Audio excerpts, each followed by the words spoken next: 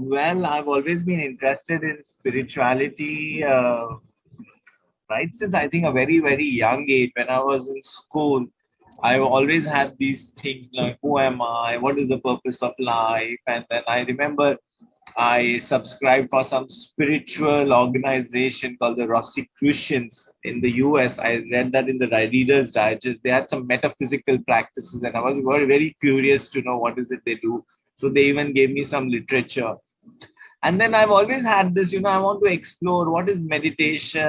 And then I used to buy some books by Osho, and he's got hundreds of meditation. And I used to like say, okay, I must practice this or that or what.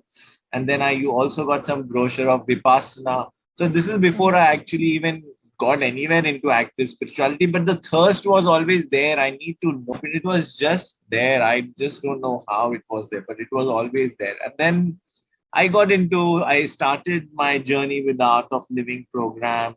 So for 2 years, I was with the Art of Living. Then I've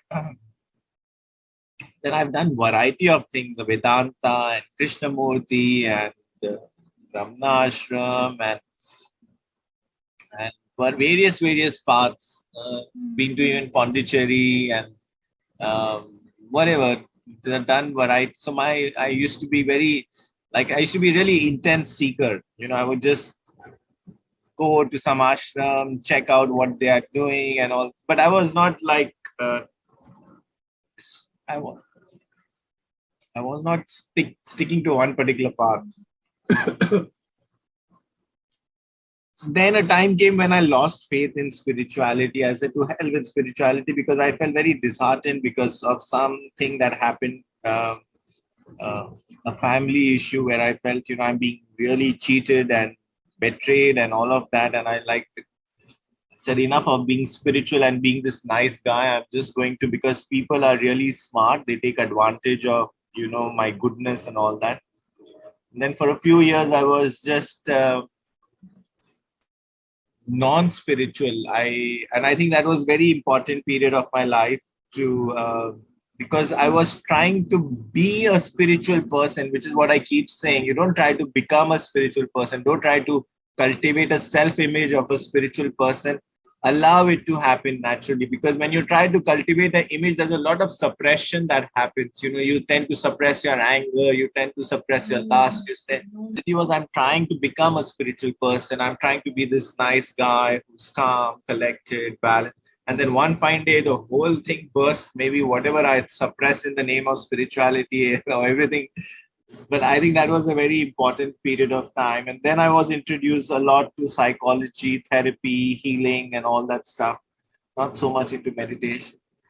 And then I think I came to the Yoga Institute where I found the benefit of yoga. I really understood what yoga is trying to say. And gradually, I think over a period of time, I've now realized the essence of spirituality is mindfulness. Now, I'm using the word mindfulness, but you can say it is to be conscious. You can say it is to be present. It is to be in the now. It is to be aware.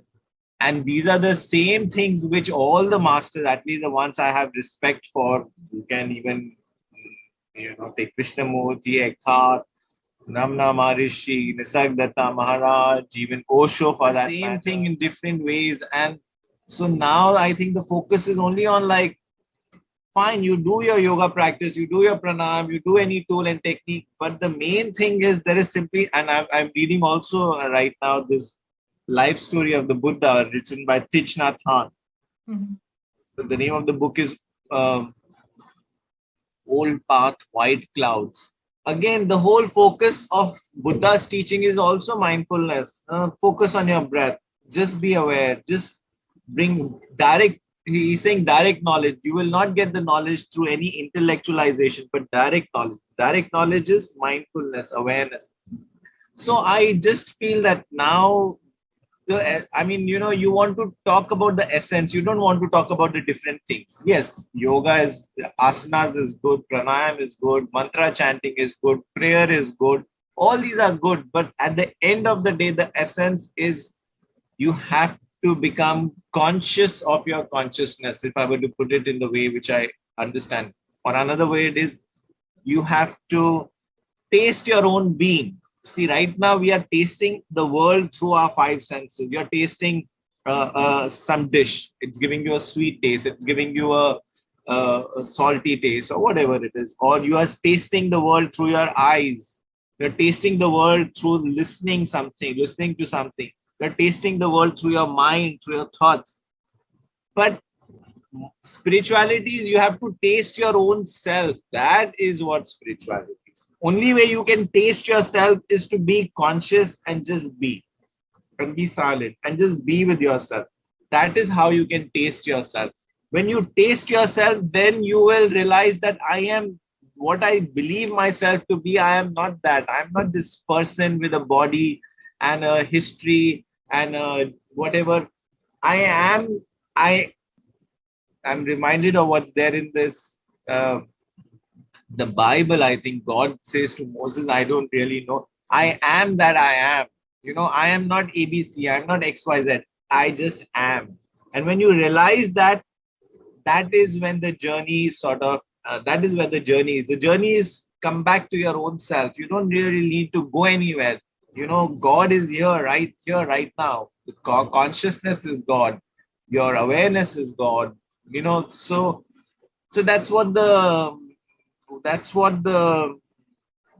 teaching is. That is what I try to convey. But often it may seem the most boring thing to do, because literally I'm saying just sit still, just be aware, just notice your breath, just notice what's happening. People want something exotic. People want some tool, technique, method, this, that. Now, what can I say? So I don't have any tool, technique, method. I'm just simply saying, simply be aware, learn to practice awareness. Don't disidentify with your mind, watch your mind. So that's what the journey is. So it's a gradual process. It's not like from the very beginning I understood. Even though I had read Eckhart Tolle like maybe 20 years back, perhaps when I was in my early 30s or something. But I just couldn't understand. I mean, I understood the value of it, but I couldn't practice the power of now because my mind was maybe not ready for it. But now when I see, I think everything makes sense. Krishnamurti, Eckhart Tolle, Ramana. It's almost like I can see that all the different teachers are saying different things, but it's all culminating in this one thing. Be conscious. Just be. Experience yourself. That's what it is. So I think it's a gradual process. The only thing I would suggest, is don't don't judge yourself in any way. You simply don't. You simply stop saying that I'm not practicing enough. Don't say that. Oh, I'm not immersed enough. Don't say that. Just don't make any judgment about yourself. You're getting what I'm saying? You just don't say that, I need to do more. I'm not doing enough. Don't say it. Just don't say it, because you're forming a judgment about yourself. So whenever you are practicing, you're practicing. If you're not practicing, you're not practicing. That's it. But don't say I should do more. I'm not doing enough. This is forming, the mind is making a judgment of itself. Stop that. In fact, stop all kinds of self-judgment. None of the judgments that we make about ourselves are really true in that sense. It is just the notions and beliefs and ideas of our mind that we superimpose on a self-image that we have about what we believe ourselves to be, and we think that this is who we are. Neither of it is really true. So practice as whenever you can, as much as you can. And I think the best thing I would really recommend is, on this path, you have to, I would say, perhaps you have to develop faith and trust in, firstly, in this teaching of mindfulness, and then maybe you have to develop faith and trust in maybe a teacher. Maybe you have to develop faith and trust in a community, because then that keeps you going, that keeps you moving forward. Once you sort of, because it's like saying, my battery is not strong enough to practice or whatever, because my mind is so filled with so many thoughts.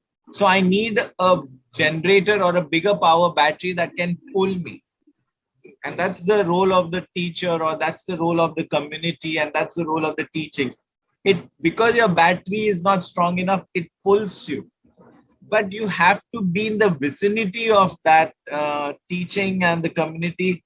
If you're not in the vicinity of that teaching or the sangha, as in the Yeah. Buddhist, then the old conditioning takes over, which is why the having a community to be a part of is so very critical.